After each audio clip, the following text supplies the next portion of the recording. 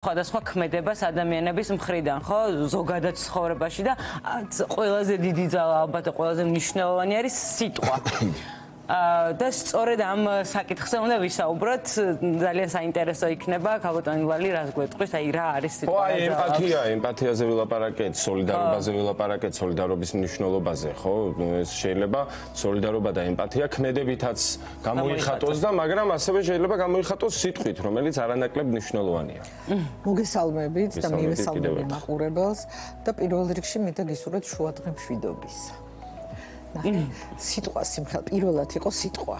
არის თუ არ არის, მოდი სიტყვით მაინც ვთქვათ, ხო? სიტყვით მოვიტანოთ ის ემოცია, რისი გადმოცემაც გვინდა, იმიტომ რომ ძალიან დიდი მნიშვნელობა აქვს სიტყვას. სიტყვას შეუძლია დაგანგრიოს, სიტყვას შეუძლია მალამოდ დაგედოს, სიტყვას შეუძლია გაგაძლიეროს და სიტყვას შეუძლია დაგცეს. და ჩვენ ამას არ ვაქცევთ ხოლმე დიდ მნიშვნელობას სამწუხაროდ, თუმცა აი სიტყვაზე მე სუზღაპრებს ყვები, თქვენ არ ვიცით თუ არა. გიყურებთ ხოლმე ჩვენ მაყურებლის პოზიციიდან. ერთი აღმოსავლური ისტორია გამახსენდა ამასთან დაკავშირებით. ერთი ახალგაზრდა კაცი სწავლობს იეროგლიფების წერას. და მოკლედ წერს ამ იეროგლიფებს, რომ იმპერატორის კარზე უნდა სამსახური და უნდა რომ მალე ისწავლოს, რომ მიიღონ ამ სამსახურში, მაგრამ რაღაცა არ გამოსდის. ჩვენიერ დღეს მასწავლებელი მისცემს დავალებას, რომ დაწერე სიტყვა ღირსებაო.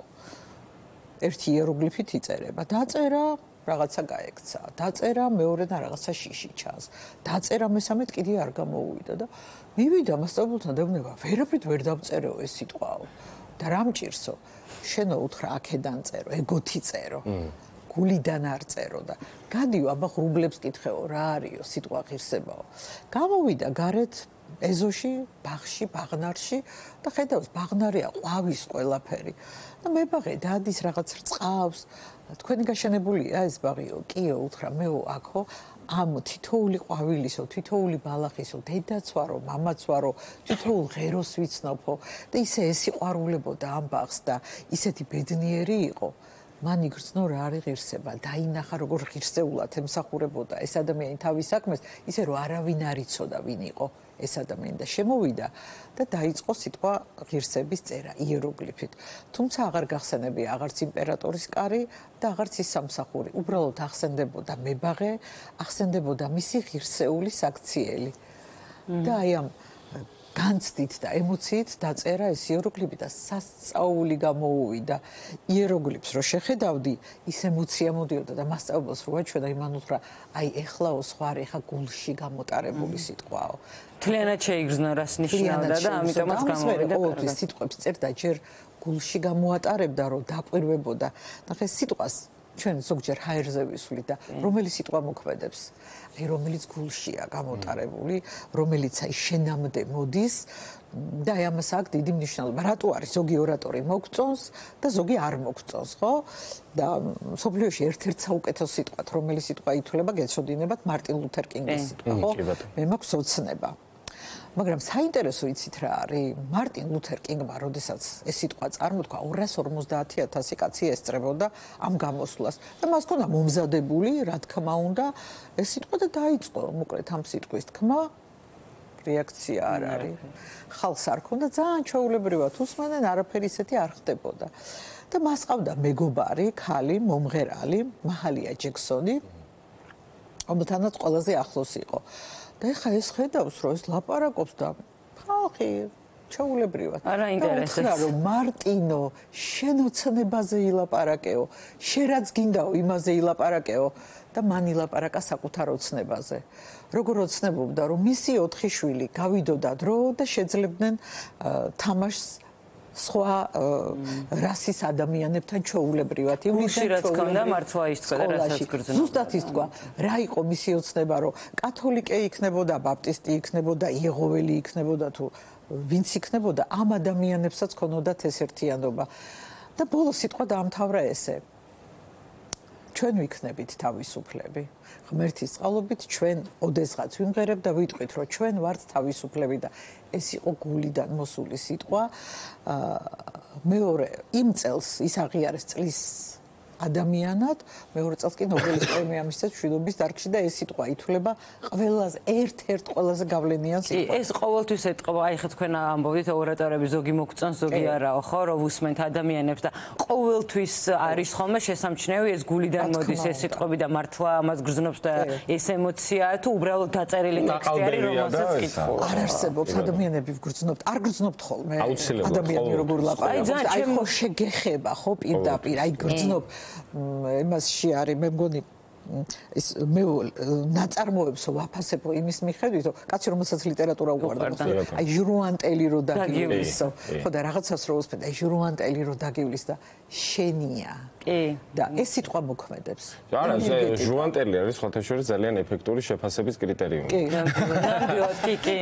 ეს შეეხება ნებისმიერ ამას ლიტერატურასაც, კინოსაც, პოლიტიკოსი როდესაც გამოდის.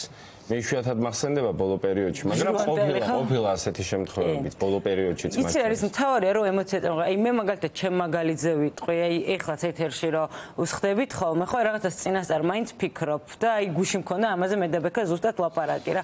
ხანდახან არის რომ რა თქმა უნდა გჭირდება რომ წინასწარ მოამზადო რაღაცა თემა და მათ შორის ტექსტის და მოინიშნო, მაგრამ როცა აი ამ მსგავს ეთერში ვждები, მე არ მიყვარს წინასწარ დაწერილი ტექსტი, იმიტომ რომ გუში ღამე შეიძლება სხვა ემოცია მქონდა, როცა ტექსტზე და დღესდღეობით სულ სხვა ემოციით ვარ. შესაბამისად ის გუშინ დაწერილი აბსოლუტურად არ შეესაბამება დღევანდელ ჩემ განწყობას. ამიტომ მირჩევნია რომ არ მეწეროს არაფერი და მართლა რა გულის მეც დამითანხმა სხვათა შორის და მეც გადავწყვიტე რომ ტექსტი აღარ დამეწერა. ხო, იმიტომ რომ ის ემოცია ხო რაღაცნაირად ემოციასაც შეუძლია დაძველდეს, ხო? კი, რა თქმა უნდა. და მე შეიძლება იქ მაშინ, ოდესაც შეიძლება დაწერო და წაიკითხო და წაიკითხო სხვანაირად, ხო? შენი საარტიკულაციო სისტემა არის სხვანაირად მომართული მაშინ. იმიტომ რომ ემოცია ზალავს. რა თქმა უნდა. ხო, აი სამეთყველო მოტორიკას და მე მეორე დღეს შეიძლება უფრო მიჩლუნგდე მაგ თვალსაზრისით. ეხა გუშინ მე საღამოს როგორ ხასიათიც ვიყავი, დღეს იმ ხასიათით ტექსტს ვერ წავკითხავდი, იმიტომ რომ გუშინ ძალიან გაბრაზებული ვიყავი და ბრაზმა ეხა ცოტა გამიარა და შესაბამისად არ დაემწყავდა. ბრაზი განგრევს შენ. ხო, კი ვიცი. ბრაზი ეს ნიშნავს მე ხშირად ვამბობ ხოლმე ის რომ საწამლავი დალიო და იფიქრო რომ მტერი მოკვდეს, ხო? ჯობია ჯანსაღად მივყე, გავაანალიზოთ რაღაცებს, ცოტა სხვადასხვანაირად შევხედოთ და სიტყვებს დავაკვირდეთ. რას ვეუბნებით ადამიანს? მე ესე მგონია რომ აი შხამით არ უნდა უპასუხო რა. ყველა ადამიანს ინდოელებს აქვთ არაჩვეულებრივი მისალმება, ხო, ნამასტე. მე ვესალმები ღმერთ შენში, ყველა ადამიანშია ღმერთი. ყველაში შეიძლება ამ რაღაცა აი იმ მარცვლის მოძებნა, მე ესე მგონია და ის როცა შენ გულწრფელი ხარ და ამ სიყვარულს გასცემ, რაღაცა მაინც წამოვა იქიდან და ერთი თუ წამოვიდა, მე შეიძლება წამოვიდეს და წამოვიდეს. კი, მაგრამ ხანდახან შხამს წამოდაც იყენებენ. კი, მაგრამ აი როცა ეხო ესეთ და შენგან სიყვარული მოდის და მაგრამ აი ეხა მაგაზე ვსაუბრობთ, პირიქითაც ხო შეიძლება იყოს, როცა გაბრაზებული ხარ და აი მაშინ რა სიტყვებსაც ისვრე. ეს მართლა გულიდან შეიძლება წამოსულიყოს. მაგრამ ნახე რა არის? კი, რა თქმა უნდა, ის მაგრამ ეს თქმა არის ძალიან კარგი, რატო იცი? ნეგატივის განიცლები. თუ შენ ეს გამცდა და ეს ემოცია გაგდა ამას შენში იტოვებ, ეგ უფრო ცუდია. ეხლა ფსიქოთერაპიაში ეს ემოციის გადამუშავების ერთ-ერთი ტექნიკაც არის სტრესის გადამუშავების, როცა ადამიანი მოდის, გიზიარებს, რა განცდა, რა ემოცია, მაგრამ ნახე კეთი ძალიან მნიშვნელოვანია ამას როგორ ამბობ. ხო. რა სიტყვებით ამბობ. ყველა ადამიანს აქვს თავისი ლექსიკა, ხო? ადამიანთან როცა ურთიერთობ და ის როგორ გეკონტაქტება, რა სიტყვებს ხმარო, ფაქტიურად იგებ. როგორი ადამიანია, რა ღირებულებების ადამიანია, საიდან მოდის და აი ძალიან მნიშვნელოვანია სხვათა შორის სიტყვა და კონტექსტი. რა თქმა უნდა, ხო, იმიტომ რომ ხშირად ხო კონტექსტი განსაზღვრავს სიტყვას და სიტყვის მნიშვნელობას. მე მომყავს ხოლმე ერთი მაგალითი, მაგრამ მოდი ამ მაგალითს არ მოვიყვანო. ხო, რაღაცა საზოგადოდ აღქმული, ესე ვთქვათ, ცუდი სიტყვა და საზოგადოდ აღქმული კარგი სიტყვა. კონტექსტუალურად როგორ შეიძლება ერთმა შეიცვალოს ფერი და ერთი გახდეს კარგი და მეორე ცუდი კონტექსტი განაპირობებს რა ვიცი აი ხო მოგისმენიათ ზოგჯერ ადამიანი რომ იგინება არა გაქვს აგრესია იმიტომ რომ ისე საყვარლად კი ბატონო გაიგებეკა აი კარგად ენერგეტიკა რა აქვს როგორ კონტექსტში ხმარობს ზუსტად ხო ამას გულისხმობდი კი ბატონო ადამიანებს სიტყვის შინაარს ნაკლები მნიშვნელობა აქვს მთავარია რადევს იმის უკან. აი იმის უკან რა არის? ამას გრძნობთ ადამიანები და ზოგჯერ ხო? აი ნახე ერთი ძალიან საინტერესო შემთხვევა გამახსენდა, იყო მეორე მსოფლიო ომის დროს ესეთი ფსიქოთერაპევტი, ფსიქოანალიტიკოსი ფრანსუაზა დოლტო, რომელიც მუშაობდა ახალშობილებთან და საოცარი ფენომენია, ეს ახალშობილები, რომლებსაც მშობლები ომში ყავდათ და გაღიზიანებულები და ბავშვი ხო გრძნობს არა ენერგეტიკას, განსაკუთრებით წლამდე ბავშვი, რომელიც მშობელს არის მოცილებული. უმეტესობა ამბობდა ჭამაზე უარს და ძალიან ბევრი ბავშვი იღუპებოდა. ფრანსუაზა დოლტომ შეიმუშავა ასეთი მეთოდი. მიდიოდა ამ რამდენიმე კვირის ბავშვთან და ელაპარაკებოდა და ეუბნებოდა, რატო უნდა ეცოცხლა. რატო იყო მნიშვნელოვანი, რომ ისინი გადარჩენილი იყვნენ. და შედეგი ეს ბავშვები ამ საუბრის მერე იწყებდნენ ჭამას. აი ეხლა გამაჟრია. ბატონო, არა, ეს არის უმნიშვნელოვანესი ამბავი, ხა მაგალითითაც იხსნება. მნიშვნელოვანი ბექა, აქ მნიშვნელოვანი იყო როგორ ეუბნებოდა ამას. აღიქვამდა როგორც ადამიანს, სერიოზულ თანასწორს, ენის მოჩლექვით არ ელაპარაკებოდა. ეს ბავშვები ამ ენერგეტიკას გრძნობდნენ და ჭამას იწყებდნენ. და ეს მუშაობს. რა თქმა უნდა, ეს ეხა მე მაგალითად ჩემშულზე მაქვს ეს ყველაზე მეტად გათვითცნობიერება, ანუ მაგალითის და რაღაცა შედარებას ამაში ვაკეთებ ხოლმე, რომ როგორც კი დავიწყებ ცოტა ვცდილობ რომ ვითომ მისცენაზე ვისაუბრო, აბსოლუტურად არ აინტერესებს და არ მისმენს, მაგრამ როგორც დიდ ადამიანს როცა ესაუბრები, ჩვეულებრივ როგორც თქვენ დაგელაპარაკებით, ეხა უფრო მეტად ინტერესდება და ისმენს კიდე. პიროვნებაც აღიარებ, რომ პიროვნება. დაფასებულად გძღობ. ხო, რა თქმა უნდა და ეს არა ხელა ყავს 11 წლის. 11. ეხა ეწყება გარდატეხ გელოდება მაგარი ამბები. და ნახე ძალიან დიდი მნიშვნელობა. შენ ყავს ბექა? არა, სამწუხაროდ ჯერ არა. სამწუხაროდ როგორ წინაგაკ ჯერ არა. ჯერ არა სამწუხაროდ ბექა. ჯერ არა, როცა უკვე მაგარია, ხო? ხო და ნახე ბავშვზე ძალიან დიდ გავლენას ახდენს მშობლის ლაპარაკი.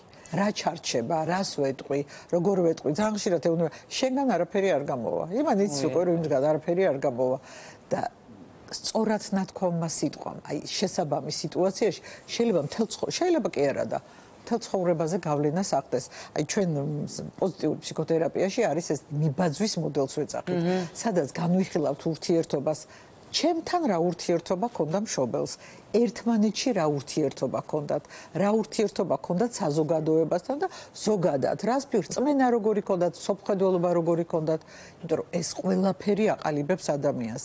ის სიტყვები, რაც მას ესმის. და ეს არ იწყება ხო, მშობელსა და დედასა და შვილს შორის კომუნიკაცია არ იწყება მაშინ, როდესაც ბავშვი იბადება, ხო, მუცლიდან ემბრიონალურ დონეზე იწყება, ხო და ამდენად ძალიან მნიშვნელოვანია, ხო, როგორ რა წინასწარ განწყობა აქვს საერთოდ მშობელს ასეთ დროს, რას ეუბნება, რას ასმენინებს, თვითონ რას იღებს, რითი იკვებება და ასე შემდეგ. ყველაფერი ძალიან დიდი მნიშვნელობა აქვს. კი რა, დედებს ვეუბნები ხოლმე, რომ ესაუბრეთ რა შეიძლება. რატო იცი? მუცლად ყოფნის პერიოდში ხო ის კომფორტულ გარემოშია, ძალიან კარგად გრძნობს თავს და ეს ხმა რო ესმის, ხდება რომ ეს რაღაცა სითბოსთან და კარგ სიტუაციასთან არის დაკავშირებული. როცა იბადება და თქვა გაღიზიანებულია, იმ სიტყვებს, რასაც დედა ეუბნებოდა, ჩემო სიცოცხლე, ჩემო მერცხალო, ჩემო ანკერა, ან მუსიკას რასაც ასმენინებდა. შენ როგორი იყავი? მე უფრო მუსიკას ვასმენინებდი ხოლმე. არ როგორ ვესაუბრებოდი რა თქმა უნდა, მაგრამ უფრო მეტად ეს, იმიტომ რომ მეც ძალიან კარგად მახსოვს, რაღაცა ჩემი ერთი ქართული საყვარელი სიმღერა იყო, რომელსაც სულ ვუსმენდი და შესაბამისად ლესაც ესმოდა და ამ სიმღერაზე იძინებდა ხოლმე რომ დაიბადა ძალიან პატარა. მართლა? ნუ ჩიორაჩიტო იყო ეს სიმღერა, მაგრამ ეს ამ სიმღერაზე იძინებდა. ბავშვისთვის უკვე ასოცირდებოდა სიმღერა. ცოტა ხანი იძინებდა, მაგაზე მე აღარაფერს აღარ იძინებდა. მაგრამ ნუ ყოველ შემთხვევაში ამიტომ დედის ლაპარაკი ძალიან მნიშვნელოვანია. დედისაც და მამისაც მშობლის. კი, მშობლების საუბარი ძალიან მნიშვნელოვანია. ჩვენ არც კი ვიცით ამას რამხელა მნიშვნელოვანია. აი რამხელა ძალა აქვს სიტყვას. მართლა მოსვლად ყოფნის პერიოდიდან.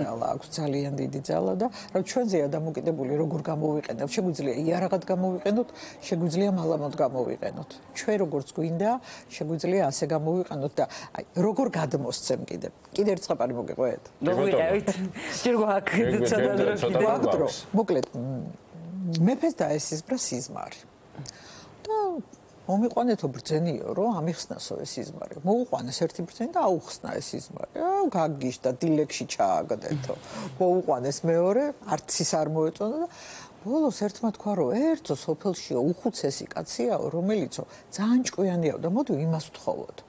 და მოიყვანეს. და რო გამოვიდა, მეფემ გამოაცილა, დიდძალი საჩუქრები უბოძა და ძალიან ბედნიერი სახით იყო და შევიდა თავის სამყოფელში. ეს დაზირვეზირები ამ მოხუცთან მივიდნენ, რა უთხარიო ამისთანაო, ერთმა უთხრა დაიჭირა, მეორე დასაჯამეს, ამისთანა რა უთხარიო. სიზმარი ნახა ასეთი, რომ ყველა კბილი მოსწრაო. იმათ აუხსნესო, რომ მეფეო სამწუხარო ამბავი დაგემართებაო. ყველა შენი ახლობელი გარდაიცვლებაო. და შენ რა უთხარიო, მე უთხარიო, ძალიან სასიყვარულო ამბავი უნდა გითხრათო, თქვენ ახლობლებზე დიდხანს იცოცხლეთ. ხო, კი ბატონო. აი, გადმოცემა და სხვანაირად. ხედვის კუთხე. ხო, აი რამ ხელმისაწვდომობა აქვს, მართლა როგორ იტყვი და თან რა სიტუაციაში და რა ენერგიით და რა ემოციით ამასაც აქვს მნიშვნელობა, თორე როგორ შეხედავ? კი. და ხე როცა შენ ჩვენ რა ვთქვით ხა წერან კითხო, გულში გამოტარებული სიტყვა, ეს კაცი ესე თვლიდა. აი ესე შეხედა და ზუსტად ესე ნებისმიერ რამ. ნახე მე მგონია რომ ყველაფერს აქვს თავისი მეორე მხარე. გასავლელი უნდა გაიარო და ხანდახან თუ არ ბავშვს რას ვეუბნებით ხოლმე რომ შეცდომები დაუშვას. თუ არ ვეუბნებით უბრალოდ უნდა უთხრათ აუცილებლად. რა, უნდა უთხრათ რომ შენ გააქვს უფლება რომ შეცდომა დაუშვა. იმიტომ რომ ამ შეცდომებზე ვსწავლობთ, ის კი არ დაციკლო რომ სულ შეცდომები უნდა დაუშვას, მაგრამ გააკეთე ის რისი გაკეთებაც გინდა. იმიტომ რომ შეცდომებისგან დაზღვეული არავინ არ არის და ზუსტად ესეა ბავშვის შემთხვევაში, ხო? როდესაც ნახე, უმეტესობა ბავშვების რატო ვერ აღწევს წარმატებას. დაბადებიდან თითქმის ყველა ბავშვი გენიოსია. მე იკლებს ეს რაოდენობა რატო? იმიტომ რომ მე ბავშვებს უყურებ ხოლმე სპორტსმენებთანაც მუშაობ და ძირითადი პრობლემა სად არის იცი? უნდა გაამართლოს მშობლების იმედები. შენ უნდა მოიგო, რატო? უბრალოდ რომ ის სიამოვნოს და დატკბეს, კი, ის უნდა უნდოდეს, რაც უნდა, მაგრამ თუმე ისეთ მოლოდის უქმნი და სიტყვები, შენ ვერ ითამაშე, შენ ეს ვერ ითამაშებ. კი, და მაგიტომ არის მე რომ ვერ იღებს მარცხსაც მათ შორის და აი მე ვარდება დეპრესიაში. ვერ გაამართლა მშობლის იმედები, ვერ გაამართლა და მე სულ არა და ხო ეს მშობელის ხო შეიძლება ისეუბნებოდეს რომ აი რაღაცა უნდა მოიგო, მაგრამ გადმოცემის უნარს და თქმას აქვს. სწორ თქმას აქვს მნიშვნელობა აქვს. როგორი სიყვარულით ეთქვი რომ მნიშვნელობა, აი ნახე, შინაარსში რა უნდა იდოს, ის გულში, გატარებულში რა უნდა იდოს, რომ კი, უნდა მოიგო, მაგრამ შენ მოიგებ თუ წააგებ, მე ყველანაირი კი ბატონო, ეს არის ძალიან მნიშვნელოვანი. აი თავარია მე რა მაქვს ამის უკან და ამას რომ ბავშვები ამას არაჩვეულებრივად გრძნობენ, ხო? იმ ენერგეტიკას გრძნობენ ჩვენ რა მიგვაქვს მათ გულებამდე. თორე სიტყვები. ხო, იმიტომ რომ აი მართლა იმით როგორც მცენარე, აი წყავთ ხომ მცენარეს და ბავშვის შემთხვევაში ბავშვი ირწყვება ჩვენი ლაპარაკით, საუბრით, როგორ ველაპარაკებით, როგორ ვექცევით და ეგრეც იზრდება მე საბოლოო ჯამში. და მხოლოდ ბავშვებზე არ არის ეს ახლა ხო გაძლიერდა რა თქმა უნდა, მაგრამ ეგრე არის ნებისმიერ ადამიანზე, როგორ დაელაპარაკები და რას ეტყვი. ძალიან საინტერესო იყო, მე მგონი მე